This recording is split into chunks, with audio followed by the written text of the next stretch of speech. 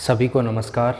मैं Subhash Yadav, faculty of mathematics, proton academy Chomu, Jaipur. आज अपन maths का एक टॉपिक स्टार्ट करने जा रहे हैं, मैट्रिसेस एंड डिटर्मिनेंट। ये जो टॉपिक है वो बहुत इम्पोर्टेंट टॉपिक है बेटा, जेई पॉइंट ऑफ व्यू से भी, राजस्थान बोर्ड पॉइंट ऑफ से भी और सीबीएसई पॉइंट ऑफ व्यू से भी बहुत इम्पोर्टेंट टॉपिक है। जैसे मैं जेई पॉइंट ऑफ व्यू से बात करूँ तो JEE mains point of view से खूब बार ऐसा हुआ है कि एक या दो क्वेश्चन इसके हमेशा पूछे जा रहे हैं। ऐसे JEE advanced point of view से बात करूं तो इसका 2-3 बार ऐसा हुआ है कि इसका पैराग्राफ एज इट इज पूछा जा चुका है। ऐसे में Rajasthan board point of view से बात करूं तो ये टॉपिक बहुत इंपॉर्टेंट है बेटा। Navy, NDA, air force, in point of view से भी टॉपिक बहुत इंपॉर्टेंट है। आइए बेटा अपन स्टार्ट करते हैं मैट्रिसेस एंड डिटर्मिनेंट। तो मैट्रिसेस एंड डिटर्मिनेंट,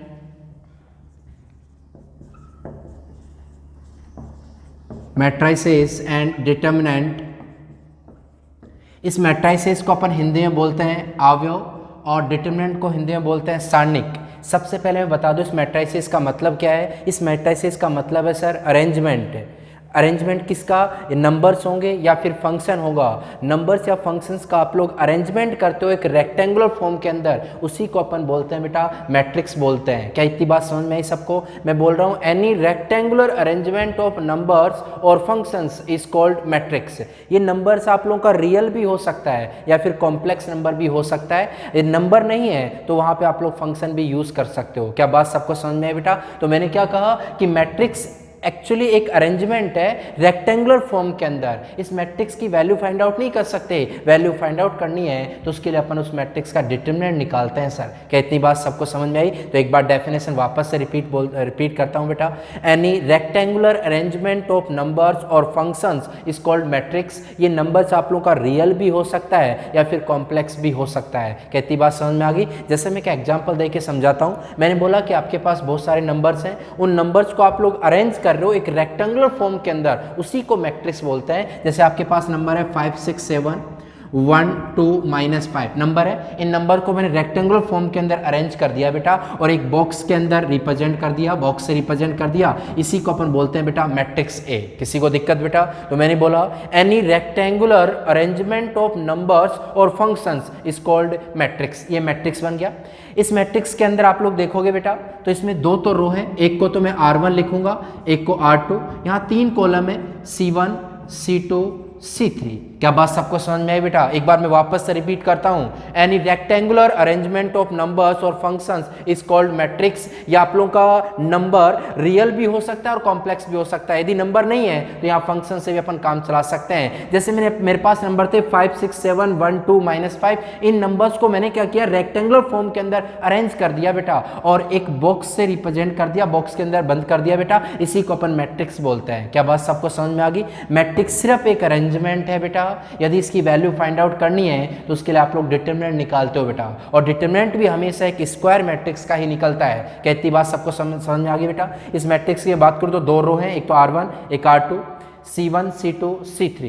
तो इसका ऑर्डर, सबसे पहले मैं ऑर्डर की बात करूंगा। इसका ऑर्डर होगा ना, वो ऑर्डर होगा 2/3। ऑर्डर होगा इसका 2/3 क्योंकि यहाँ 2 तो रो है और 3 कॉलम है बेटा। इसका मतलब इसका ऑर्डर होगा 2/3। यहाँ सबसे पहले नंबर ऑफ रो लिखते हैं बाई नंबर ऑफ कॉलम लिखते हैं, इसका मतलब इसका ऑर्डर होगा 2/3। ऑर्डर को हिंदी में अपन बोलते हैं कोटि। क्या इतनी बात समझ में आ गई? मैं इसमें बात करूँ कि टोटल नंबर ऑफ एलिमेंट्स कितने, total number of elements, total number of elements की मैं बात करूं तो इसमें टोटल नंबर ऑफ एलिमेंट्स कितने हैं बेटा? 6। चाहो तो आप लोग काउंट कर सकते हो, काउंट करो तो 6, या फिर 2 को 3 से मल्टीप्लाई करोगे तो टोटल नंबर ऑफ एलिमेंट्स कितने आ रहे हैं बेटा? 6 आ रहे हैं। क्या इतनी बात सबको क्लियर है बेटा? आगे चले अपन। जैसे एक और एग्जांपल मैं देके समझाता हूं। एक मैट्रिक्स लिखा मैंने 5 6 7 1 -1 2 0 5 -9। ये मैट्रिक्स लिखा। मैं बोलूँ इसका ऑर्डर कितना है बेटा, इसकी कोटि कितनी है? तो इसके ऑर्डर की मैं बात करूंगा तो ऑर्डर होगा इसका 3/3 क्योंकि यहाँ 3 तो रो है बेटा और 3 ही क्या है, कॉलम है। सबसे पहले आप लोग नंबर ऑफ रो को लिखते हो, इसका मतलब ऑर्डर होगा 3/3। मैं बात करूँ कि टोटल नंबर ऑफ एलिमेंट्स कितना है इसमें, तो टोटल नंबर ऑफ एलिमेंट कितने होंगे? 9 होंगे। चाहो तो आप लोग काउंट कर लो या फिर 3 को 3 से मल्टीप्लाई कर लो तो टोटल नंबर ऑफ एलिमेंट्स कितने होंगे सर? 9 होंगे। क्या इतनी बात सबको समझ में आ गई बेटा? नेक्स्ट अपन आगे बढ़ते हैं। तो बेटा मैं कह क्या रहा हूं, इस चीज़ को समझने की कोशिश करना। मैंने इतना सा बोला है कि मैट्रिक्स सिर्फ एक अरेंजमेंट है सर, ये अरेंजमेंट आप लोगों का नंबर्स का भी हो सकता है या फिर फंक्शंस का भी हो सकता है। ये अरेंजमेंट एक रेक्टेंगुलर फॉर्म के अंदर होना चाहिए, उसी को अपन मैट्रिक्स बोलते हैं। तो मैट्रिक्स सिर्फ एक अरेंजमेंट है सर, इसकी वैल्यू फाइंड आउट करनी है तो उसके लिए अपन डिटरमिनेंट निकालते हैं और ये डिटरमिनेंट भी सिर्फ एक स्क्वायर मैट्रिक्स का निकलता है। कहती बात समझ में आई? जैसे मैंने लिखा कि आपके पास नंबर है 5 6 7 1 2 -5, इनको मैंने क्या किया कि रेक्टेंगुलर फॉर्म के अंदर अरेंज कर दिया और इसको एक बॉक्स के अंदर लिख दिया बेटा, इसी को अपन मैट्रिक्स बोलते हैं। इस मैट्रिक्स के अंदर दो तो रो है, दो तो पंक्तियां हैं, एक तो R1 है एक R2 है और 3 कॉलम है C1 C2 और C3। कॉलम को हिंदी में अपन स्तंभ बोलते हैं और रो को अपन हिंदी में पंक्ति बोलते हैं। तो आप लोग ऑर्डर लिख सकते हो इसका 2/3, क्योंकि सबसे पहले आप लोग नंबर ऑफ रो लिखते हो और 3 बाई नंबर ऑफ कॉलम लिखते हो। क्या बात समझ में आई? एक मैट्रिक्स और लिखा, ये कितने बाई कितने का है? 3/3 का है, क्योंकि इसमें 3 तो रो है बेटा और 3 कॉलम है। मैं बोलूं इसमें टोटल नंबर ऑफ एलिमेंट्स कितने हैं, तो टोटल नंबर ऑफ एलिमेंट होंगे इसमें 9। चाहो तो आप लोग 3 को 3 से मल्टीप्लाई कर लो या फिर पाउंड भी आप लोग कर सकते हो। क्या इतनी बात सबको समझ में आ गई बेटा? नेक्स्ट अपन चलते हैं, थोड़ा सा आगे बढ़ते हैं। इसमें मैंने बोला कि एक 3/3 का ऑर्डर का एक मैट्रिक्स लिखो जनरलाइज फॉर्म के अंदर। तो मैं अब आप लोगों को जनरलाइज फॉर्म के अंदर मैट्रिक्स निकालना सिखाऊंगा। देखो ध्यान से, 3/3 ऑर्डर का एक मैट्रिक्स लिखना है मेरे को जनरलाइज फॉर्म के अंदर। देखिए जनरलाइज फॉर्म में कैसे लिखते हैं सर, A=, मैं ऐसे लिखूंगा सर, यहाँ लिखूंगा A11, यहाँ आएगा A12 A13, यहाँ कितना A21 A22 A23, यहाँ A31 A32 A33। ये कितने बाई कितने का मैट्रिक्स लिख दिया? 3/3 का। देख लो बेटा, इसमें 3 तो रो है, R1 R2 R3 C1 C2 C3। लिखा कैसे इस चीज को समझना। A11 क्यों लिखाया? A11 का मतलब होता है first row first column. A11 first row है फर्स्ट कॉलम है, बिल्कुल फर्स्ट रो है फर्स्ट कॉलम है। ऐसे A12 का मतलब फर्स्ट रो है सेकंड कॉलम है। ऐसे A13 का मतलब फर्स्ट रो है थर्ड कॉलम है। आ रहा है बेटा? मतलब ये एलिमेंट्स है ना, वो अपनी लोकेशन को भी रिप्रेजेंट कर रहे हैं साथ साथ। देख लो इधर A21 है, इसका मतलब सेकंड रो है फर्स्ट कॉलम है, सेकंड रो है सेकंड कॉलम है, सेकंड रो है थर्ड कॉलम है। ऐसे A33 का मतलब थर्ड रो है थर्ड कॉलम है। कितने बाई कितने का मैट्रिक्स बन गया? 3/3 का। कौन से फॉर्मेट में बेटा? जनरलाइज फॉर्म के अंदर। इस मैट्रिक्स को मैं ऐसे भी लिख सकता हूं, Aij कितने बाई कितने का? 3/3 का मैट्रिक्स। यहाँ जो I है वो I आप लोगों के ith रो को रिप्रेजेंट करता है सर, और J है वो आप लोगों के jth कॉलम को रिप्रेजेंट करता है। jth कॉलम को रिप्रेजेंट करता है, मतलब जब मैं I की वैल्यू 1 J की वैल्यू 1 रखूंगा तो A11 यही लिखा जाएगा बेटा, क्योंकि आप लोगों का first row first column, A12 first row second column, A13 first row third column, यही लिखा जाएगा बेटा। इसका मतलब Aij है ना, इसमें I आप लोगों का ith रो को रिप्रेजेंट करता है और J है वो jth कॉलम को रिप्रेजेंट करता है। कहती बात सबको समझ में आई? एक और एग्जाम्पल लिखता हूँ बेटा, एक और एग्जाम्पल लिखता हूँ। मेरे को अब की बार 2/3 ऑर्डर का मैट्रिक्स बनाना है। कितने बाई कितने का बेटा? 2/3 ऑर्डर का मैट्रिक्स बनाना है जनरलाइज फॉर्म के अंदर। 2/3 का मतलब यहाँ 2 तो रो होंगी और 3 क्या होंगे बेटा? कॉलम होंगे। तो आप लोग कैसे लिखोगे? A=Aij कितने बाई कितने का बेटा? 2/3 का मेरे को मैट्रिक्स बनाना है। किस फॉर्मेट में? जनरलाइज फॉर्म के अंदर। 2 तो रो होंगे बेटा, 2 तो रो, और कॉलम कितने बेटा? 3। इसका मतलब यहाँ कितना आएगा? A11 A12 A13, यहाँ कितना बेटा? A21 A22 A23। मतलब ये कितने बाई कितने का मैट्रिक्स बना दिया मैंने? 2/3 का। देख लो बेटा, इसमें 2 तो रो है और 3 क्या है बेटा? कॉलम है। इसका मतलब A11 A12 A13 A21 A22 A23, यही तो लिखूंगा बेटा। तो ये जनरलाइज फॉर्म के अंदर मैंने 2/3 का मैट्रिक्स बना दिया। किसी को दिक्कत है बेटा? नेक्स्ट एक और एग्जाम्पल दे के समझाता हूँ, फिर आगे बढ़ते हैं। थोड़ा सा एक और एग्जाम्पल देता हूँ बेटा। मेरे को अब की बार क्या करना है? M/N ऑर्डर का मैट्रिक्स बनाना है। M/N ऑर्डर का मैट्रिक्स बनाना है बेटा जनरलाइज फॉर्म के अंदर। तो जनरलाइज फॉर्म के अंदर कैसे बनाएंगे? देखो ध्यान से समझना। A= मैं लिख रहा हूँ Aij कितने बाई कितने का बनाना है बेटा? M/N का बनाना है, जिसके अंदर नंबर ऑफ रो कितनी है? M, और नंबर ऑफ कॉलम कितना है? N। इसका मतलब कैसे लिखूंगा? देखना बेटा, यहाँ मैं लिखूंगा A11, यहाँ A12 डॉट डॉट लास्ट क्या आएगा? A1N ही आएगा, क्योंकि नंबर ऑफ कॉलम कितने हैं? N है। इसका मतलब N कॉलम होंगे तो A1N ही आएगा। यहाँ कितना आएगा बेटा? A21, यहाँ कितना होगा बेटा? A2N। ऐसे ही बेटा मैं नीचे की तरफ चलूँ तो यहाँ कितना होगा? AM1 ही होगा। क्यों? क्योंकि यहाँ देखो बेटा नंबर ऑफ रो कितनी है? M है, इसका मतलब AM1 होगा। नेक्स्ट लास्ट कितना होगा सर? AMN होगा। अरे यही तो होगा बेटा, क्योंकि आप लोगों का MV रो और Nवा कॉलम AMN ही तो लिखा जाएगा। क्या इतनी बात सबको समझ में आई बेटा? इसका ऑर्डर कितना है भाई? M/N का ऑर्डर है, लिख सकते हो बेटा। ये जनरलाइज फॉर्म के अंदर मैट्रिक्स लिखा। मैंने बोला इसमें टोटल नंबर ऑफ एलिमेंट कितने? Total number of elements total number of elements कितने हैं, तो आप लोगों को पता है m और n दोनों को मल्टीप्लाई कर लो, या इनको काउंट करोगे तो काउंट तो कर नहीं पाओगे, तो आप लोग m × n2 मल्टीप्लाई कर दो सर, तो कितना आ गया m × n, तो टोटल नंबर ऑफ एलिमेंट्स कितने होंगे m × n होंगे। क्या इतनी बात सबको समझ में आ गई बेटा? तो मैं कह क्या रहा हूँ, इस चीज़ को समझने की कोशिश करना। सबसे पहले मैंने किया क्या है बेटा, सबसे पहले मैंने मैट्रिसेस को डिफाइन करने की कोशिश की है कि मैट्रिसेस सिर्फ एक अरेंजमेंट होता है सर, और ये अरेंजमेंट नंबर्स का भी हो सकता है या फिर फंक्शंस का होगा। इन नंबर्स में रियल भी हो सकते हैं या फिर कॉम्प्लेक्स नंबर भी हो सकते हैं, बात समझ में आई बेटा? और ये जो अरेंजमेंट है वो एक रेक्टेंगुलर शेप के अंदर होना चाहिए, उसी को अपन मैट्रिक्स के नाम से जानते हैं। यदि आप लोगों को इस मैट्रिक्स की वैल्यू फाइंड आउट करनी है तो उसके लिए अपन डिटरमिनेंट कैलकुलेट करते हैं, और एक स्क्वायर मैट्रिक्स की ही अपन वैल्यू कैलकुलेट कर पाते हैं, क्योंकि उसी को अपन डिटरमिनेंट के नाम से जानते हैं। क्या इतनी बात सबको समझ में आ गई बेटा? अरे क्लियर है भाई? उसके बाद मैंने आप लोगों को बोला कि जनरलाइज फॉर्म के अंदर मैट्रिक्स को अपन लिखते कैसे हैं, तो जनरलाइज फॉर्म के अंदर भी मैट्रिक्स को मैंने लिखना आप लोगों को बता दिया। किसी को भी दिक्कत हो तो बोलो यहाँ तक। चले बेटा आगे नेक्स्ट देखो आप लोग, एक दो क्वेश्चन अपन करते हैं। एक एनसीईआरटी बेस्ड क्वेश्चन लिखता हूँ आप लोगों के लिए। छोटी छोटी चीज़ों को अपन क्लियर करते हुए चलेंगे बेटा। छोटी छोटी चीज़ों को आप लोग सीखोगे तभी एक अच्छे लेवल के ऊपर पहुंच पाओगे। मैं आप लोगों को पहली क्लास के अंदर विश्वास दिलाता हूं, अपन इस टॉपिक को जेईई एडवांस लेवल तक लेके जाएंगे बेटा। एक एक चीज़ को मैं कंप्लीट करवाता हुआ चलूँगा, एक एक छोटी छोटी चीज़ों को अपन कंप्लीट करते हुए चलेंगे। सबसे पहले एक एग्जाम्पल से स्टार्ट करता हूँ। मैंने एक एग्जाम्पल लिखा, एक मैट्रिक्स लिख रहा हूँ 5 6 1 2 9 0 1 -1 5 0 -1 -5, ये लिखा, एक मैट्रिक्स लिखा। सबसे पहले मैं बात करूं कि इसका ऑर्डर कितना होगा सर, इसके ऑर्डर की बात करूं। सेकंड में बात करूं टोटल नंबर ऑफ एलिमेंट्स कितने होंगे, टोटल नंबर ऑफ एलिमेंट्स कितने होंगे sir, total number of elements. Third में बात करूं कि इसमें A12 एलिमेंट कितना होगा सर। नेक्स्ट में बात करूं कि सर इसमें A21 एलिमेंट कितना होगा। मैं बात करूं कि सर इसमें A33 एलिमेंट कितना होगा। मैं बात करूं कि सर इसमें A41 एलिमेंट कितना होगा। तो मैंने एक मैट्रिक्स लिखा है, उसकी कुछ बातें मैंने पूछी आप लोगों से। सबसे पहले मैं बात किया कि ऑर्डर कितना होगा सर, तो ऑर्डर आप लोग इजीली कैलकुलेट कर सकते हो, क्योंकि इसके अंदर आप लोग देखोगे तो 4 तो रो है और कॉलम कितना है बेटा 3। इसका मतलब इसका ऑर्डर होगा ना सर वो 4/3 होगा। पहले आप लोग नंबर ऑफ रो लिखते हो बाई नंबर ऑफ कॉलम लिखते हो। इसका मतलब पहले रो कितनी है बेटा 4, कॉलम कितने हैं 3, इसका मतलब ऑर्डर होगा कितना 4/3। मैं बोलूँ टोटल नंबर ऑफ एलिमेंट्स कितने होंगे, चाहो तो आप लोग काउंट कर लो या 4 को 3 से मल्टीप्लाई करो, तो टोटल नंबर ऑफ एलिमेंट्स कितने होंगे 12। मैं बात करूं सर A12 एलिमेंट कितना है इसमें। A12 का मतलब क्या हुआ, first row second column, first row second column कितना है बेटा 6। A12 एलिमेंट कितना है बेटा 6। A21 एलिमेंट कितना है, second row first column. A21 का मतलब सेकंड रो फर्स्ट कॉलम, इसका मतलब सेकंड रो फर्स्ट कॉलम कितना है बेटा 2। A33 का मतलब थर्ड रो थर्ड कॉलम, मतलब कितना है बेटा 5। इतनी बात समझ में आ गई बेटा। नेक्स्ट A41 का मतलब क्या है बेटा, फोर्थ रो और फर्स्ट कॉलम कितना है बेटा 0। क्या आप लोग कैलकुलेट कर सकते हो बेटा। एक एनसीईआरटी एक बेस्ट सिंपल सा क्वेश्चन लिखा था, छोटी छोटी बातों को अपन क्लियर करते हुए चल रहे हैं बेटा। नेक्स्ट एक और एग्जांपल लिखता हूँ, क्या ये बात सबको समझ में आ गई बेटा। ये एलिमेंट आप लोग कैलकुलेट कर सकते हो इजीली। नेक्स्ट एक और क्वेश्चन लिखता हूँ, एक क्वेश्चन लिखा,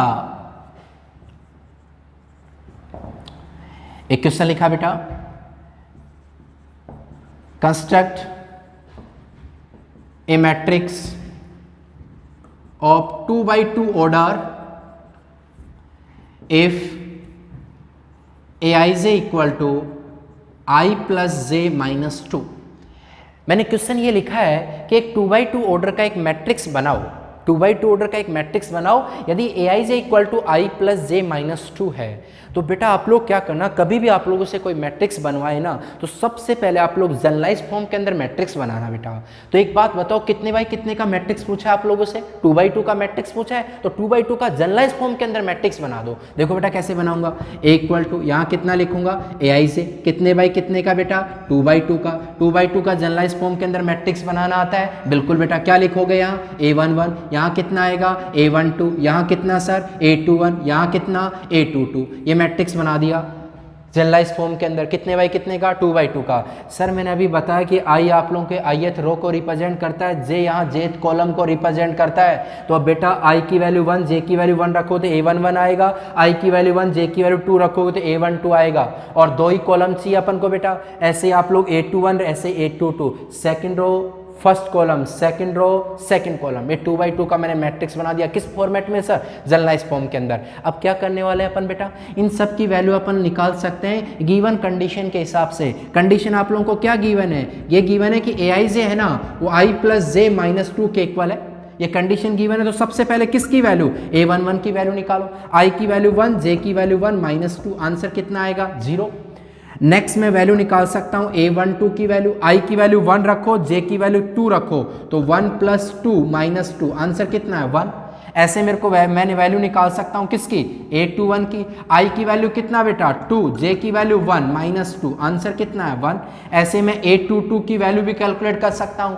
i की वैल्यू 2, j की वैल्यू 2 माइनस का 2, निकालोगे तो आंसर कितना है बेटा? 2 के इक्वल। क्या बात सबको समझ में आई? तो मैंने सारे एलिमेंटों की वैल्यू निकाल दी। अब ये सारी वैल्यू आप लोग इसके अंदर पुट कर दो तो आपके पास 2 बाई 2 का मैट्रिक्स बन गया बेटा। देखो इधर a11 की वैल्यू कितना है? 0, a12 की वैल्यू कितनी है? 1, a21 की वैल्यू 1, a22 की वैल्यू कितनी है? 2। ये आपके पास 2 बाई 2 का एक मैट्रिक्स बन गया। किसी को दिक्कत हो तो बोल दो बेटा। इतनी बात समझ में आ गई। नेक्स्ट एक और क्वेश्चन ऐसा सेम एक क्वेश्चन लिखता हूं। Construct a matrix of 2 by 3 order if ai j equal to 1 by 2 mod i minus j। एक और क्वेश्चन लिख रहा हूं बेटा। मैंने एक क्वेश्चन लिखा, देखो ध्यान से समझने की कोशिश करना इसको। क्या लिखा है? Construct a matrix of 2 by 3 order if ai j equal to 1 by 2 i minus j का मोड। तो बेटा सबसे पहले आप लोग 2 बाई 3 ऑर्डर का एक जनरलाइज फॉर्म के अंदर मैट्रिक्स बना दो सर। देखिए मैट्रिक्स कैसे बनाऊंगा। a equal to ai j कितने बाई कितने का सर? 2 बाई 3 का। जनरलाइज फॉर्म के अंदर अपन को मैट्रिक्स बनाना है। बना दो बेटा। देखो कैसे बनाएंगे। मैं क्या करूंगा, सबसे पहले यहाँ कितना लिखूंगा? a11, यहाँ कितना? a12, यहाँ कितना? a13। क्यों? क्योंकि कॉलम कितने हैं बेटा? 3 और रो कितनी है? 2। यहाँ कितना आएगा सर? a21, a22, a23। ये कितने बाई कितने का मैट्रिक्स बना दिया? ये मैट्रिक्स बना दिया मैंने 2 बाई 3 का। किस फॉर्मेट में? एक जनरलाइज फॉर्म के अंदर मैट्रिक्स बना दिया। किसी को दिक्कत बेटा? अब मेरे को क्या करना है कि सबकी वैल्यू कैलकुलेट करनी है। अब सबकी वैल्यू कैलकुलेट कैसे करूंगा? गिवन कंडीशन के हिसाब से। कंडीशन आप लोगों को क्या गिवन है कि ai j equal to 1 by 2 i minus j का मोड है। कंडीशन ये गिवन है ai j equal to 1 by 2 i minus j का मोड। ये कंडीशन गिवन है सर। इसके हिसाब से आप लोगों को सबकी वैल्यू कैलकुलेट करनी है। आओ बेटा सबसे पहले वैल्यू निकालता हूं। a11 की वैल्यू निकाल सकता हूं। a11 की वैल्यू कैसे निकालूंगा सर? i की वैल्यू 1 और j की वैल्यू 1 पुट करो। 1 माइनस 1 कितना हो गया? 0। तो ये कितना आएगा? 0। नेक्स्ट में क्या निकालूंगा? a12 की वैल्यू। a12 की वैल्यू i की वैल्यू 1, j की वैल्यू कितना? 2। 1 माइनस 2 कितना होगा? -1। -1 हुआ। 1 माइनस 2 कितना हो? -1। लेकिन मोड लगा हुआ है तो किस में कन्वर्ट हो जाएगा? प्लस में। इसका मतलब कितना हो गया? 1 बाई 2। ऐसे मेरे को वैल्यू निकालनी है a13 की। i की वैल्यू 1, j की वैल्यू कितना? 3। 1 माइनस 3 कितना हुआ? -2। लेकिन मोड लगा हुआ है प्लस का 2। 2 अपॉन 2 कितना बेटा? 1। नेक्स्ट मेरे को वैल्यू निकालनी है ऐसे बेटा a21 की वैल्यू। i की वैल्यू 2, j की वैल्यू 1। 2 माइनस 1 कितना हो गया? 1। तो आंसर कितना आएगा? 1 बाई 2। मेरे को ऐसे वैल्यू निकालनी है a22 की। i की वैल्यू 2, j की वैल्यू 2। आंसर कितना आया? 0। ऐसे a23 की वैल्यू, i की वैल्यू 2, j की वैल्यू 3। 2 माइनस 3 कितना? -1। मोड लगा हुआ है तो प्लस का हो जाएगा। इसका मतलब कितना हो गया? 1 बाई 2। मैंने क्या किया बेटा? सबसे पहले 2 बाई 3 ऑर्डर का एक जनरलाइज फॉर्म के अंदर मैट्रिक्स लिखा और लिखने के बाद मैंने क्या किया बेटा? इन सब की वैल्यू कैलकुलेट कर दी भाई। अब आप लोग क्या करो? इनके अंदर वैल्यू पुट कर दो। वैल्यू पुट कर देता हूं बेटा। तो आपके पास 2 बाई 3 का मैट्रिक्स बन गया। a11 की वैल्यू कितनी है बेटा? 0। a12 की वैल्यू कितनी है बेटा? 1 बाई 2। a13 की वैल्यू कितनी है? 1। a21 की वैल्यू कितनी है? 1 बाई 2। a22 की वैल्यू कितनी है? 0। a23 की वैल्यू कितनी है? 1 बाई 2। ये मैट्रिक्स बन गया। कितने बाई कितने का बेटा? 2 बाई 3 ऑर्डर का एक मैट्रिक्स बन गया। किसी को भी दिक्कत हो तो बोल दो बेटा। बात समझ में आ गई सब लोगों को? चलिए बेटा एक और क्वेश्चन अपन लिखते हैं। सिंपल से क्वेश्चन से स्टार्ट कर रहे हैं इस मैट्रिसेस को अपन, फिर धीरे धीरे अपन अच्छे लेवल की ओर बढ़ेंगे। एक और क्वेश्चन लिखता हूं। एक क्वेश्चन और लिखा, total number of element in a matrix is 12, then find possible orders। देखिए बेटा मैंने क्या लिखा? मैंने लिखा एक मैट्रिक्स है, उसके अंदर 12 एलिमेंट है सर। 12 टोटल एलिमेंट कितने हैं? 12 है। आप लोगों को बोला गया इसके पॉसिबल ऑर्डर्स क्या क्या हो सकते हैं। भाई कितने कितने बाई का हो सकता है? टोटल एलिमेंट 12 है तो कितने बाई कितने का हो सकता है? जैसे मैं बात करूँ 3 बाई 4 का हो सकता है, 4/3 का हो सकता है, 6/2 का हो सकता है, 2/6 का हो सकता है, 1/12 का हो सकता है, 12/1 का हो सकता है। अरे हो सकता है ना बेटा। देखो इधर टोटल एलिमेंट कितने हैं बेटा, टोटल एलिमेंट आपके पास 12 है, तो इसके पॉसिबल ऑर्डर्स क्या क्या हो सकते हैं भाई। ऑर्डर्स को मल्टीप्लाई करने से ही तो आप लोगों का टोटल नंबर ऑफ एलिमेंट आता है ना बेटा। तो ऐसा ऑर्डर चुनना है जिससे आप लोगों का मल्टीप्लाई कितना आ जाए बेटा, 12। तो आओ बेटा सबसे पहले देखें। तो देखो एक बात बताओ, पॉसिबल ऑर्डर सबसे पहले 1 से स्टार्ट किया करो। 1/12, 1/12 का हो सकता है कि एक ही तो रो हो सर, और कॉलम कितने हो बेटा, 12 कॉलम हो, तो 1/12 का हो सकता है बेटा। नेक्स्ट में बात करूं, 2/6 का भी हो सकता है कि 2 तो रो हो और 6 क्या हो बेटा, कॉलम हो, इसका मतलब 2/6 का भी हो सकता है। नेक्स्ट में बात करूं 3/4 का भी हो सकता है बेटा कि 3 तो रो हो बेटा और 4 क्या हो बेटा, कॉलम हो, तो उसके अंदर भी तो 12 एलिमेंट ही होंगे। या फिर आप लोगों का 4/3 का हो सकता है कि 4 तो रो हो बेटा और 3 क्या हो बेटा, कॉलम हो, तो 4/3 का हो सकता है। 5 समथिंग का हो सकता है क्या, नहीं हो सकता, क्योंकि 5 को किसी नेचुरल नंबर से मल्टीप्लाई करने से आप लोगों का 12 नहीं आता, इसका मतलब 5 समथिंग का नहीं हो सकता। तो नेक्स्ट वो 6/2 का होगा, 6/2 का होगा। नेक्स्ट आप लोगों का 12/1 का होगा। या आप लोगों के पॉसिबल ऑर्डर्स हो सकते हैं बेटा, 1/12 का हो सकता है, 2/6 का हो सकता है, 3/4 का, 4/3 का, 6/2 का या 12/1 का, ये पॉसिबल ऑर्डर्स हो सकते हैं। एक और क्वेश्चन लिखता हूँ, चलिए बेटा। मैंने बोला total number of element in a matrix is 18। एक मैट्रिक्स है इसके अंदर टोटल नंबर ऑफ एलिमेंट्स कितने हैं बेटा, 18 है। आप लोगों को बोला गया find possible orders. Possible orders क्या क्या हो सकते हैं, तो पॉसिबल ऑर्डर्स सबसे पहले मैं बात करूं 1/18 हो सकता है, तो एक ही रो हो और 18 क्या हो बेटा, कॉलम हो। 1/18 हो सकता है, 2/9 हो सकता है, 3/6 हो सकता है, 4 समथिंग नहीं हो सकता। आ रहा है बेटा। तो ऐसे देखो एक बार, सबसे पहले 1/18 हो सकता है, एक ही रो हो और 18 कॉलम हो। नेक्स्ट आप लोगों का 2/9 हो सकता है। नेक्स्ट आप लोगों का 3/6 हो सकता है। नेक्स्ट आप लोगों का 4 समथिंग नहीं हो सकता, 5 समथिंग नहीं हो सकता, 6/3 हो सकता है, 9/2 हो सकता है और 18/1 हो सकता है। ये पॉसिबल ऑर्डर्स होंगे। क्या बात सबको क्लियर है बेटा। एक और क्वेश्चन लिखता हूँ।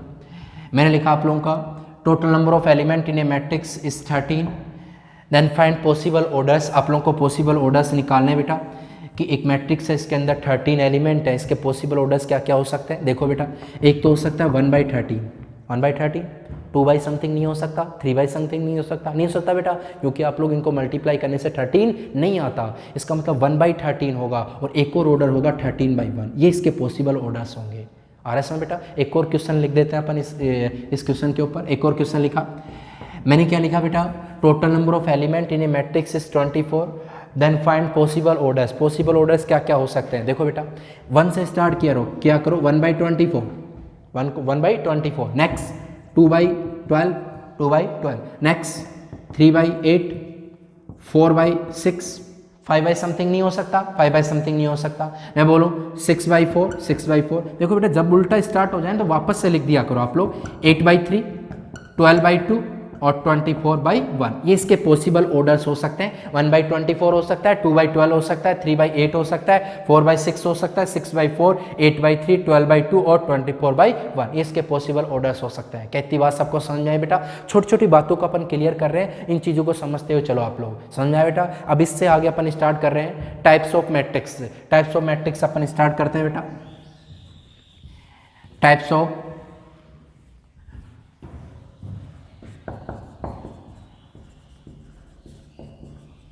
मैट्रिक्स। टाइप्स ऑफ मैट्रिक्स के अंदर सबसे पहले मैं स्टार्ट कर रहा हूं बेटा रो मैट्रिक्स। रो मैट्रिक्स जिसको हिंदी में अपन बोलते हैं पंक्ति अवयव। देखिए रो मैट्रिक्स क्या होता है बेटा, वो मैट्रिक्स जिसके अंदर एक ही रो हो, कॉलम कितने भी हो कोई फर्क नहीं पड़ता। वो मैट्रिक्स जिसके अंदर एक ही रो, उसको अपन क्या बोलते हैं बेटा, रो मैट्रिक्स। जैसे मैं एक एग्जांपल देके समझाता हूं। मैंने लिखा 5 6 1 9, ये लिख दिया बेटा।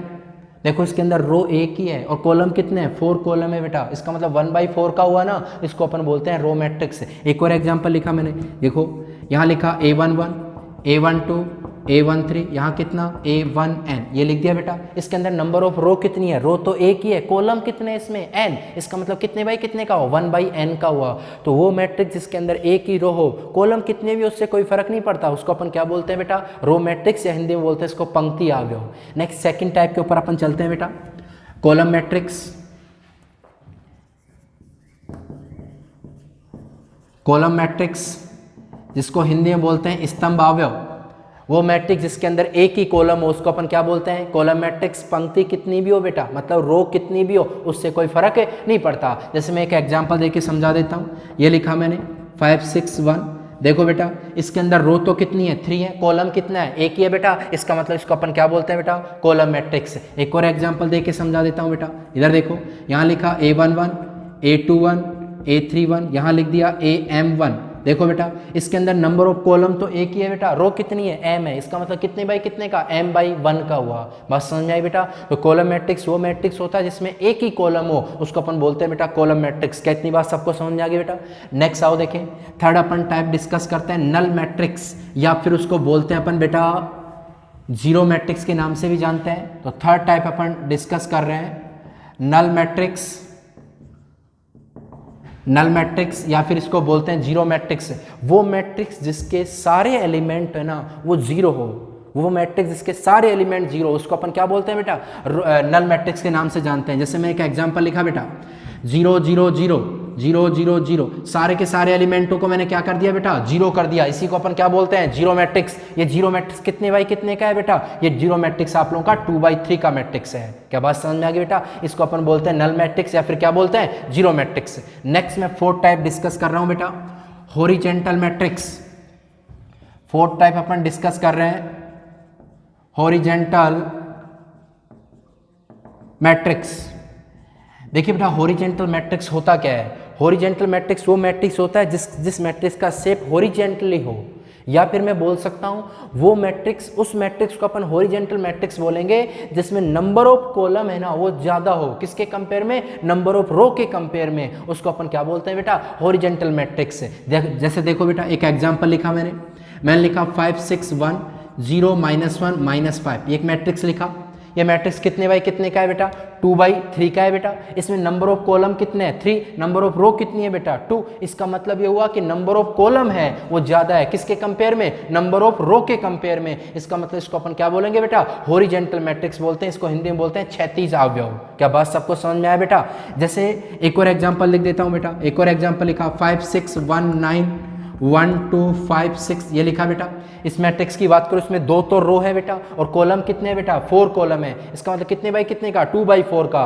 क्या ये मैट्रिक्स आप लोगों का हॉरिजेंटल मैट्रिक्स है, बिल्कुल हॉरिजेंटल मैट्रिक्स है, क्योंकि इसमें नंबर ऑफ कॉलम ज्यादा है, किसके कंपेयर में, नंबर ऑफ कॉलम के, नंबर ऑफ रो के कंपेयर में। क्या बात सबको समझ में आ गई। जैसे एक और एग्जाम्पल देता हूँ, आपके पास कोई मैट्रिक्स है m/n ऑर्डर का, m/n ऑर्डर का मैट्रिक्स है। इस m/n ऑर्डर के मैट्रिक्स को आप लोग हॉरिजेंटल मैट्रिक्स कब बोलोगे, इसको हॉरिजेंटल मैट्रिक्स तब बोलते हैं जब m छोटा हो, किससे बेटा, n से, मतलब n बड़ा होना चाहिए, किससे, m से। बात समझ में आ गई। मतलब नंबर ऑफ कॉलम है ना वो बड़ा होना चाहिए, किससे बेटा, नंबर ऑफ रो से।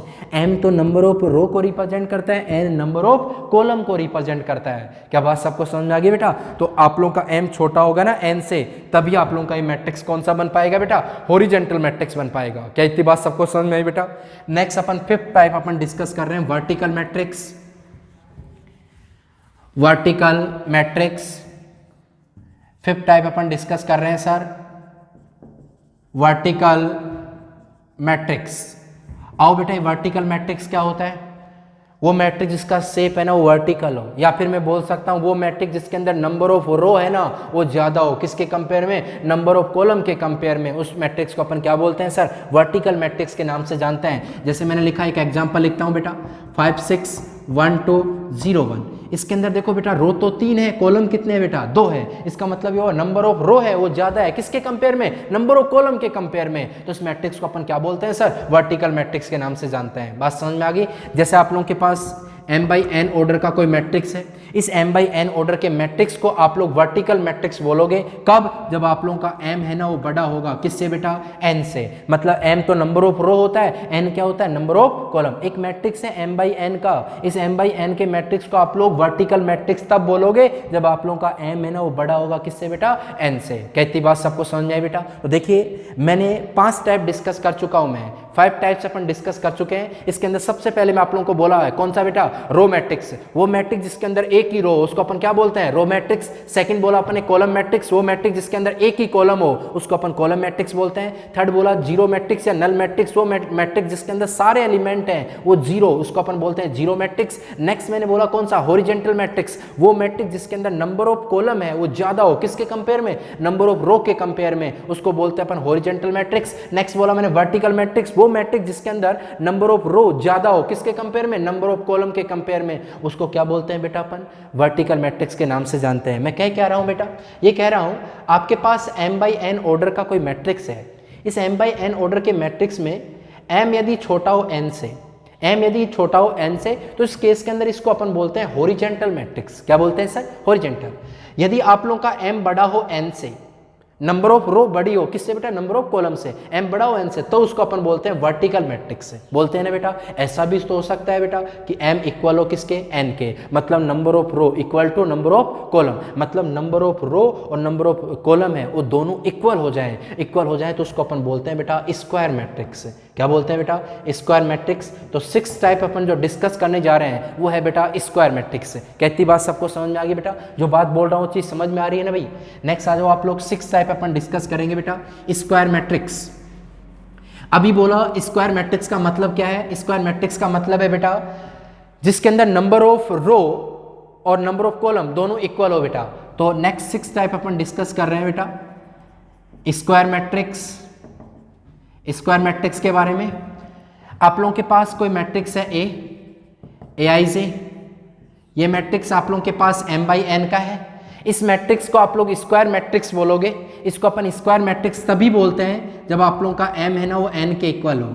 एक मैट्रिक्स है m/n का, इसको स्क्वायर मैट्रिक्स तभी बोलते हैं जब आप लोगों का m है वो n के इक्वल हो, मतलब नंबर ऑफ रो और नंबर ऑफ कॉलम दोनों क्या हो बेटा, इक्वल हो, तभी उसको क्या बोलते हैं स्क्वायर मैट्रिक्स। जैसे स्क्वायर मैट्रिक्स आप लोगों का 3/3 का स्क्वायर मैट्रिक्स हो सकता है, 2/2 का, 1/1 का, मतलब यहाँ नंबर ऑफ रो और नंबर ऑफ कॉलम क्या है बेटा इक्वल है, 5/5 का, 6/6 का, ये सारे क्या है बेटा एक स्क्वायर मैट्रिक्स है। बात समझ में बेटा। जैसे मैं एक 3/3 ऑर्डर का एक मैट्रिक्स लिखता हूँ, 3/3 ऑर्डर का एक मैट्रिक्स लिखता हूँ बेटा, लिखता हूं देखें, ये एक स्क्वायर मैट्रिक्स होगा, बिल्कुल होगा, क्योंकि इसमें नंबर ऑफ रो और नंबर ऑफ कॉलम दोनों क्या है बेटा इक्वल है। जैसे मैं 3/3 ऑर्डर का एक मैट्रिक्स लिख देता हूं, देखें यहाँ कितना आएगा सर a11, यहाँ a12, यहाँ a13, यहाँ कितना होगा a21, a22, a23, यहाँ कितना a31, a32, a33। मैंने क्या किया, सबसे पहले 3/3 ऑर्डर का एक मैट्रिक्स लिख दिया जनरलाइज फॉर्म के अंदर, लिख दिया बेटा ये एक स्क्वायर मैट्रिक्स है, बिल्कुल स्क्वायर मैट्रिक्स है।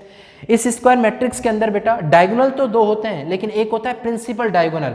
आप लोगों को यदि मैट्रिक्स के अंदर डायगोनल भी बोलेगा ना तो भी आप लोग प्रिंसिपल डायगोनल ही कंसिडर करना। इसको अपन बोलते हैं बेटा प्रिंसिपल डायगोनल, इसको अपन बोलते हैं प्रिंसिपल डायगोनल, या कभी कभार इसको डायगोनल भी अपन बोल देते हैं, इसको अपन कोई कंसिडर नहीं करते हैं, इसको अपन बोलते हैं सर प्रिंसिपल डायगोनल, इसको अपन बोलते हैं प्रिंसिपल डायगोनल। मतलब a11, a22, a33 ये आप लोगों के प्रिंसिपल डायगोनल्स के एलिमेंट होंगे। इस प्रिंसिपल डायगोनल के एलिमेंट की कंडीशन है कि यहाँ i इक्वल टू j होता है सर। क्या होता है बेटा, i इक्वल टू j। देख लो चाहे आप लोग, देखो a11 है, a22 है, a33 है, i और j की वैल्यू सेम है, i और j की वैल्यू सेम है, i और j की वैल्यू सेम है, मतलब यहाँ i इक्वल टू क्या होता है बेटा j। मैंने इतना सा बोला है कि एक स्क्वायर मैट्रिक्स है 3/3 का, इनको अपन बोलते हैं बेटा प्रिंसिपल डायगोनल्स के एलिमेंट, a11, a22, a33 को प्रिंसिपल डायगोनल्स के एलिमेंट बोलते हैं। यहाँ i इक्वल टू क्या होता है बेटा j। यहाँ प्रिंसिपल डायगोनल्स के ऊपर वाले एलिमेंटों के लिए कंडीशन होती है कि यहाँ आप लोगों का i है वो छोटा होता है j से। i क्या होता है बेटा, छोटा होता है किससे, j से। देख लो चाहे, ये i है, ये j है, ये i है, j है, ये i है, j है। यहाँ देखो बेटा i की वैल्यू 1 है, j की वैल्यू 2 है, मतलब i छोटा हुआ j से, i की वैल्यू 1 है, j की वैल्यू 3 है, i छोटा हुआ j से। यहाँ i की वैल्यू 2 है, j की वैल्यू 3 है, i छोटा हुआ किससे, j से, तो यहाँ i लेस देन j होगा। इस वाले केस की अपन बात करें सर, तो यहाँ देखो बेटा i की वैल्यू कितना है 2, j की वैल्यू 1, i की वैल्यू 2, 3, j की वैल्यू 1, i की वैल्यू 3, j की वैल्यू 2। इसका मतलब यहाँ बड़ा क्या है बेटा, यहाँ i बड़ा है किससे बेटा, j से। क्या बात सबको समझ में आई क्या बेटा। तो मैंने बात क्या क्या की, देखो बेटा प्रिंसिपल डायगोनल्स के केस में i इक्वल टू कितना होता है j, इस वाले केस में बात करूं तो i लेस देन होता है j, यहाँ i ग्रेटर देन होता है j। क्या बात समझ में आई बेटा। ये प्रिंसिपल डायगोनल्स के एलिमेंट कौन कौन से होंगे, a11, a22, a33 को अपन प्रिंसिपल डायगोनल के एलिमेंट बोलते हैं। यदि आपके पास मैट्रिक्स 4/4 का होता तो प्रिंसिपल डायगोनल्स के एलिमेंट क्या क्या होते हैं sir? A11, A22, A33, A44, ये प्रिंसिपल डायगोनल्स के एलिमेंट होते हैं। क्या बात सबको समझ में है बेटा? एक बात और बताता हूँ, ध्यान से सुनना। ये जो प्रिंसिपल डायगोनल्स के एलिमेंट हैं, इनका जो सम है ना, इनका योग है ना, वो ट्रेस के इक्वल होता है, अनुरेख के इक्वल होता है। किसके इक्वल बेटा? अनुरेख के इक्वल होता है। मतलब मैं ये बोल रहा हूँ कि आप लोगों का प्रिंसिपल डायगोनल के एलिमेंट क्या क्या है बेटा? A11, A22, A33, A11 plus A22 plus A33, इन तीनों का सम है ना, वो ट्रेस के इक्वल होता है, जिसको अपन शॉर्ट फॉर्म में TRA से रिप्रेजेंट करते हैं। ये किसके इक्वल होता है सर? ट्रेस के इक्वल होता है, जिसको अपन हिंदी में अनुरेख बोलते हैं बेटा। तो ट्रेस किसके इक्वल होता है? A11, A22, A33 के इक्वल होता है। जैसे आपके पास 4x4 का स्क्वायर मैट्रिक्स होता और मैं बोलता उसमें ट्रेस ऑफ ए किसके इक्वल होगा, तो ट्रेस ऑफ ए इक्वल होगा A11 plus A22 plus A33 plus A44। 5x5 का होता तो बेटा ट्रेस ऑफ ए किसके इक्वल होता? मतलब प्रिंसिपल डायगोनल्स के एलिमेंट्स का क्या होता है बेटा? सम। तो वहां क्या होता? A11 plus A22 plus A33 plus A44 plus A55 के इक्वल होता। क्या बात समझ में आ गई बेटा? एक और बात मैं बता देता हूं, ध्यान से सुनना। एक और बात, A12 और A2 है ना, A21, ये आपस में कॉन्जुगेट एलिमेंट होते हैं। A13 और A31 ये भी आपस में क्या होते हैं बेटा? कॉन्जुगेट एलिमेंट होते हैं। A23, A32 भी आपस में क्या होते हैं? Conjugate element. इसका मतलब ये बोल सकता हूँ मैं, Aij and Aji are conjugate each other. मतलब ये दोनों है ना बेटा, ये आपस में कॉन्जुगेट एलिमेंट होते हैं। मतलब A12 और A21 आपस में कॉन्जुगेट एलिमेंट होते हैं, संयुग्मी अवयव होते हैं। बात समझ में है बेटा? तो स्क्वायर मैट्रिक्स को एक बार मैं वापस से रिपीट कर देता हूँ, ध्यान से सुनना। स्क्वायर मैट्रिक्स, इस स्क्वायर मैट्रिक्स के अंदर नंबर ऑफ रो और नंबर ऑफ कॉलम क्या होते हैं बेटा? इक्वल। जैसे आपके पास एक मैट्रिक्स है, कितने बाई कितने का है? m बाई n का है। इसको स्क्वायर मैट्रिक्स तभी बोलोगे जब m किसके इक्वल होगा? n के इक्वल होगा। मैंने क्या किया, एक 3x3 ऑर्डर का एक स्क्वायर मैट्रिक्स लिख दिया, ये स्क्वायर मैट्रिक्स लिखा। इसके अंदर ये प्रिंसिपल डायगोनल होता है। इस प्रिंसिपल डायगोनल के केस के अंदर i किसके इक्वल होता है? j के इक्वल। इस प्रिंसिपल डायगोनल्स के ऊपर वाले एलिमेंट है, इसके अंदर i छोटा होता है j से, और नीचे वाले एलिमेंटों में i बड़ा होता है किससे? j से। नेक्स्ट मैंने सेकंड पॉइंट आप लोगों को बोला कि आप लोगों के प्रिंसिपल डायगोनल्स के जो एलिमेंट हैं, उनका जो सम है ना, वो ट्रेस के इक्वल होता है, अनुरेख के इक्वल होता है। मतलब यहाँ जो ट्रेस ऑफ ए है ना, वो A11 plus A22 plus A33, A11 plus A22 plus A33 के इक्वल होगा। बात समझ में आई बेटा? एक और चीज बोली मैंने, A12 और A21 आपस में कॉन्जुगेट एलिमेंट होते हैं, संयुग्मी अवयव होते हैं। ऐसे A13, A31 भी आपस में कॉन्जुगेट एलिमेंट होते हैं। क्या बात सबको क्लियर है बेटा? तो ये स्क्वायर मैट्रिक्स मैंने डिस्कस करने की कोशिश की बेटा। नेक्स्ट क्लास के अंदर इस स्क्वायर मैट्रिक्स के ही टाइप अपन डिस्कस करने की कोशिश करेंगे। बात समझ में आ रही है बेटा? मैं स्क्वायर मैट्रिक्स को थोड़ा सा डिफाइन किया है, इस स्क्वायर मैट्रिक्स के थोड़े से टाइप अपन आगे डिस्कस करेंगे नेक्स्ट क्लास के अंदर। ठीक है बेटा? Thank you.